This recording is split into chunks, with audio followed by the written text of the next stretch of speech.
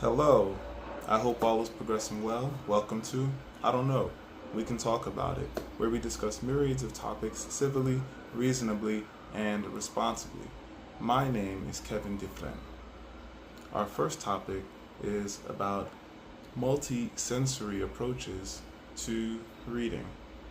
For any individual aware of spatial development, one may acknowledge how context may really improve how one addresses spatial development, how one's spatial awareness may greatly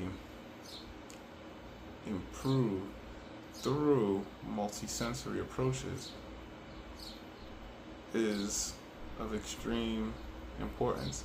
So the article is addressing the multisensory approaches as with inconclusive evidence as beneficial, though what the article is addressing without addressing is the reality of spatial development. And a portion of reading comprehension, a portion of understanding how to read better, is of meaning, how one may apply meaning, how one may navigate meaning so as to better situate what exactly a word may be with a sound, a word may be with one's reality, with one's response. So spatial development is of many spectrums, and the multisensory approach may prove extremely well with considering how correlations are set for the multisensory approaches. For example, if the alphabet, the learning is in connection with animals, then visiting an environment with the particular animals of which the students engage with through learning may prove extremely beneficial for any learning. When considering the example, one may navigate how an individual may note what is interesting, what is of importance by an experience. The pronunciation may come about correctly, even if the meaning may not be completely clear. The piquing interest of whatever is of the learning, of the experience, of the involvement becomes more aware to an individual's learning senses. So multi-sensory approaches may find great value in ensuring the multisensory approaches make meaningful sense to individuals engaging with reading context. Early on with reading, multisensory approaches of the sort may prove extremely valuable to long-term reading, and ensuring individuals are able to grasp reading in such a manner may prove valuable for how individuals may seek to learn in the future in other ways. Now, one might think of the approach in many ways, and the multisensory approach of which I'm referring actually might seem extremely advanced considering professionals engage with multisensory approaches in such a regard. Think of a chemist, a mechanical engineer.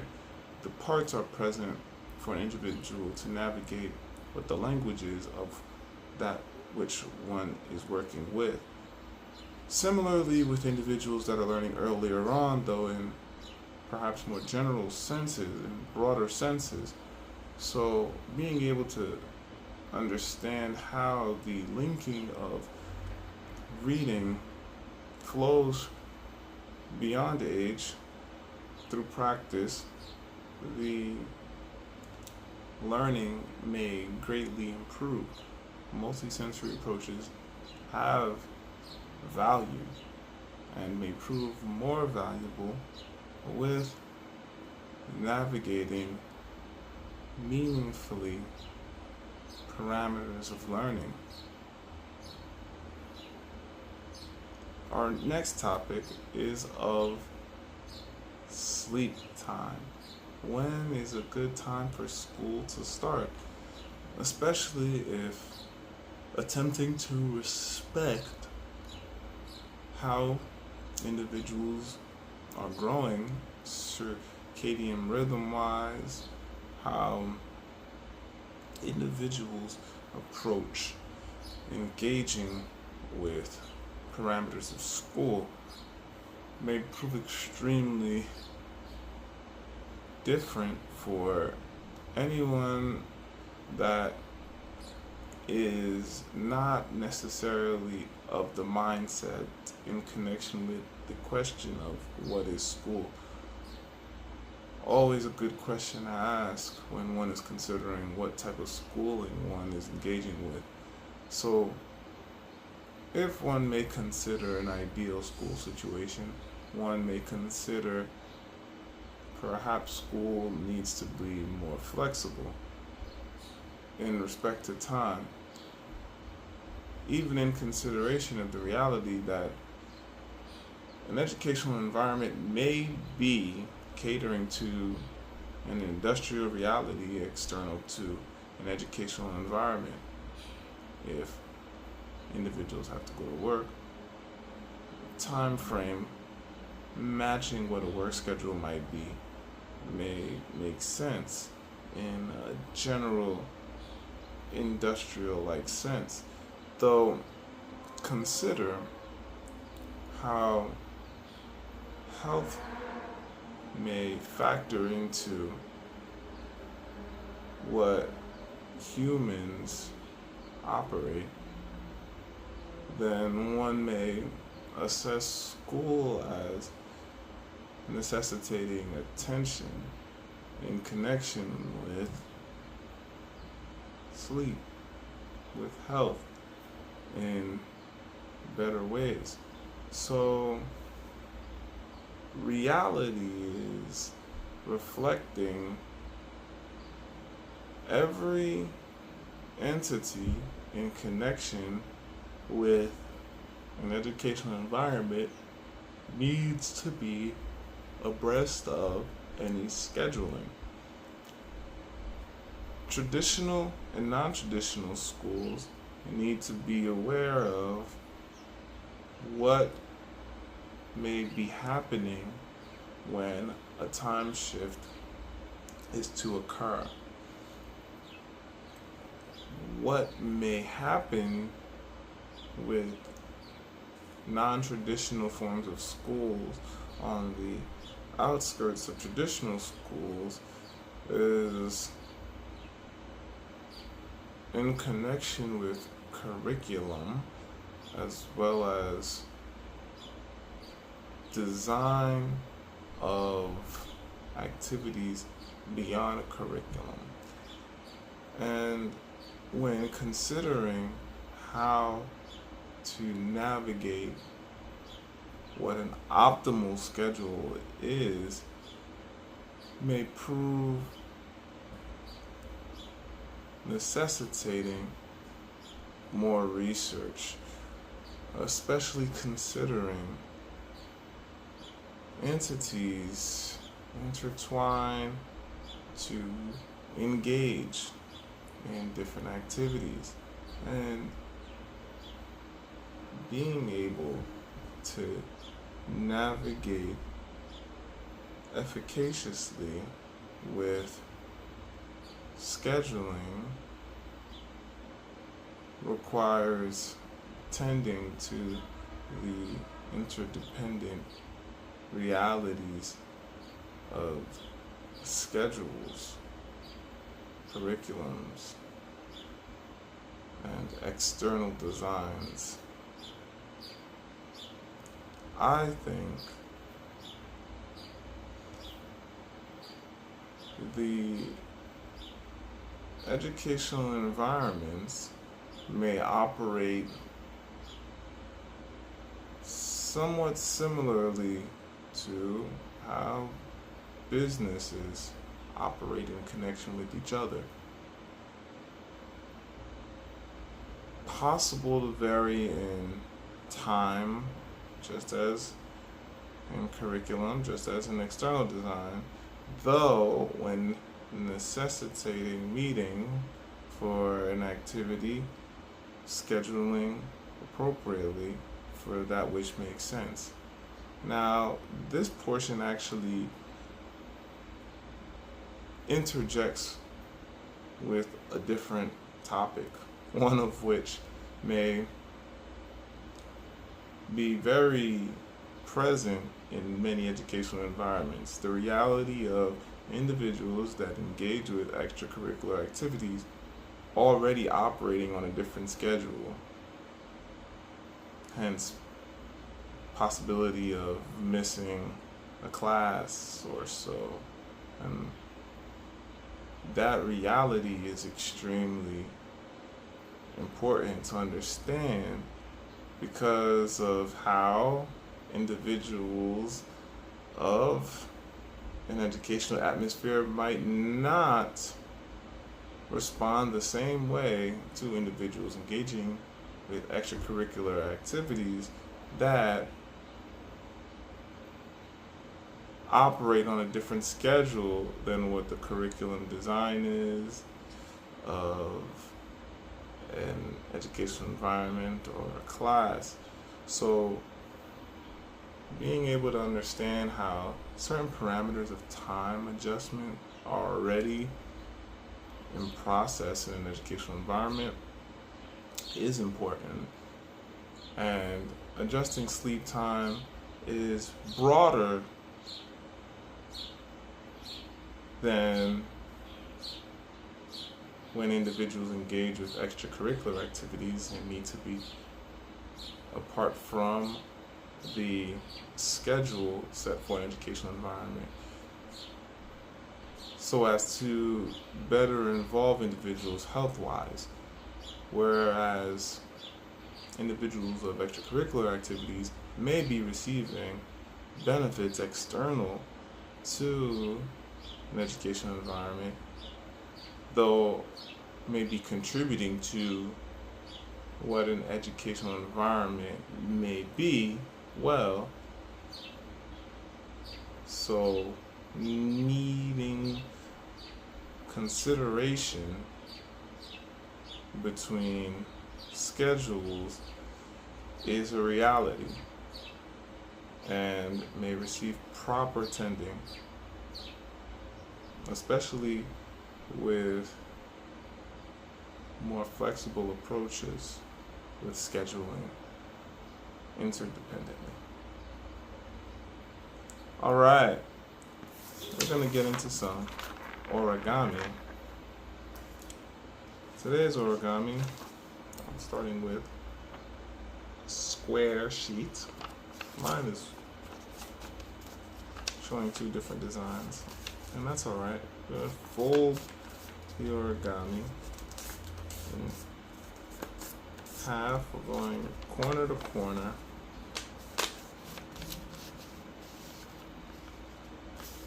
Okay.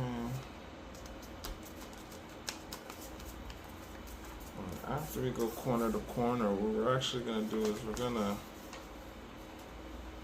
to fold in now each corner into the center that we just make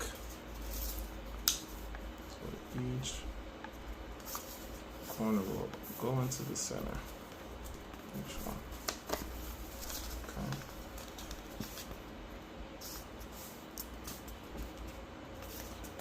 And from here, we'll just open them up. What we're going to do next is we're actually going to fold the portion in between.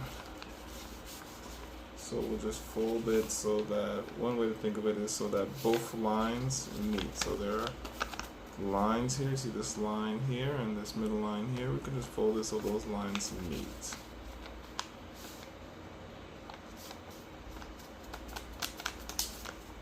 Okay, and we're going to do the same actually now. We're going to do the same here. And this is going to be where we actually begin getting more intricate folds. So we're going to fold in our line to this line and the middle line. We're going to fold them to meet. Okay. One way to think about it, as you can see, is that you can just bring that point over to the following line and we'll have symmetry. The next thing is we're going to fold this portion, this wing, down. Okay.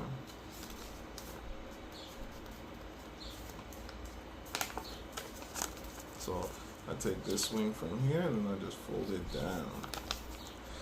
And from here we're actually going to fold, up. Okay, so we're going to just take this, look how I'm folding it, I'm just going to fold it right in half from where this point meets. I'm just going to fold it in half. Okay.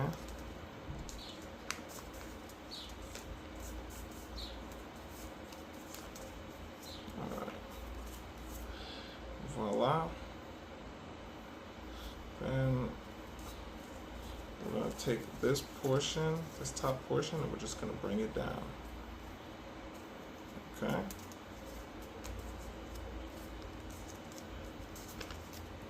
And then we're going to do the same thing on the other side now. So we're going to take in, that's a bit much of the fold. We're going to take in the fold in the same manner. So you're going to fold it in half. We're going to just meet it in the middle. Okay. Alright. Fold it in half. It'll overlap and that's alright. We'll fold it in half here. So we have a new line there. Then we're just going to take this portion here. We're going to fold it.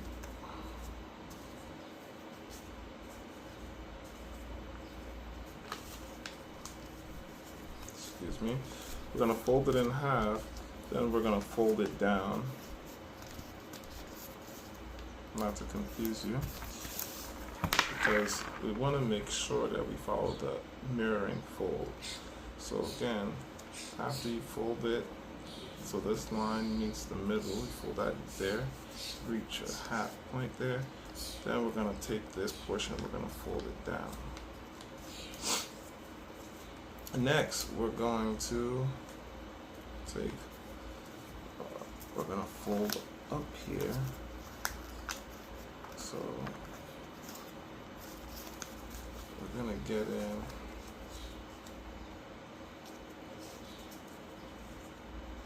this portion. Quite interesting to fold it. Fold up. Remember, we're going to fold up here. We're going to fold this in half. This part here again. So you see, it's here. Then we're just going to fold this triangle in half. Bring it up, and we have it here. Okay. No need to worry if it's a little uneven. It's okay. Okay. Then we're just going to fold the part down here. Alright, next we're going to fold in our corners. So we're going to fold in here, fold in here, okay, And if you like, you can fold in more. This is when you get to design the origami the way you like. And then we'll fold in some more here. We're going to fold in at the bottom portion. Okay. The bottom portion, we're just going to bring it to a point there. Okay.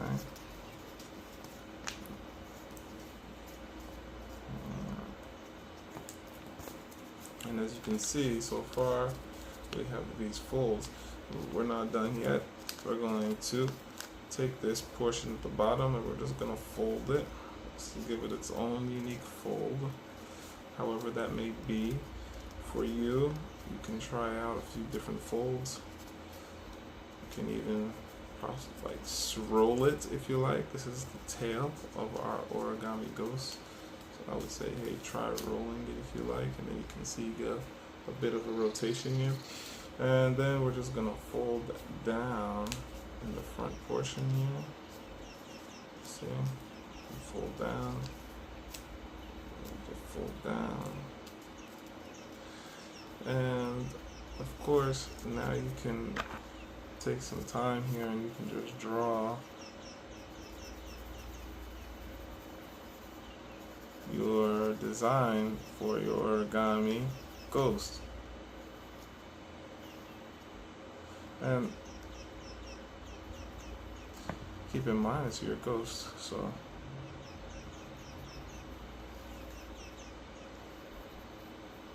draw it up how you like.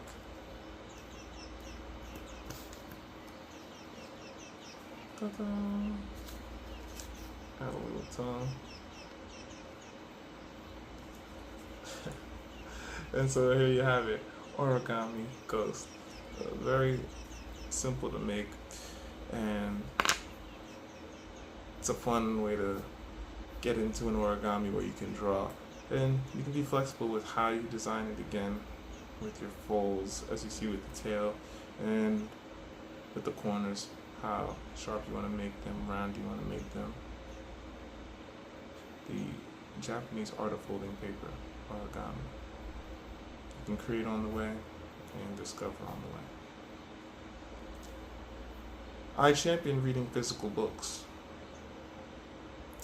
When an individual reads a physical book, the brain physically changes. Long-term health benefits from reading a physical book. The book I'll be discussing today is Advice to God. The text is of an individual of Mongolian descent. The cover art may be shocking to some individuals, though I want to address two realities of the symbol of which the individual is wearing on the front cover, and the contrast between the front cover and the back cover. So the symbol the individual is wearing is a part of a culture of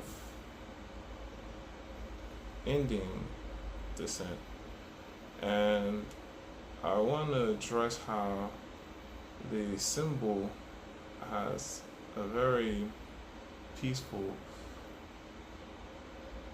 healthy, beautiful message, aside from what may be popular in the mind of any unaware of what other history the symbol may have, especially considering the symbol design is different. The symbol designs are different. So one may not necessarily understand when a symbol of the sort is present, how to navigate. The other part is a symbol of the sort resonates with punk rock culture, which the author of this collection of poetry really engages with. A few of the titles actually are explicitly about punk rock culture.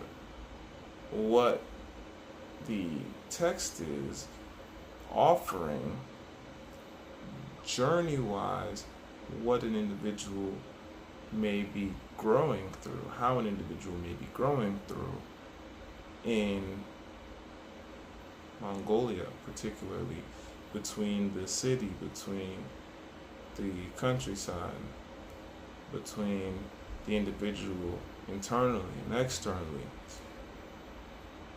Of course, any place may have many cultures, so returning to the front cover and the back cover, as one may recall, in the back cover the individual is actually wearing Adele, and it's extremely important to acknowledge the traditional dress of Adele is present in the back cover, whereas in the front cover the individual is wearing a punk rockish garb.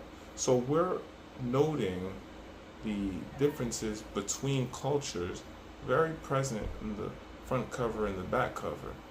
And between the covers we have the journeying between many different cultures and addressing of culturally what may be happening and how culture is more intricate than broad.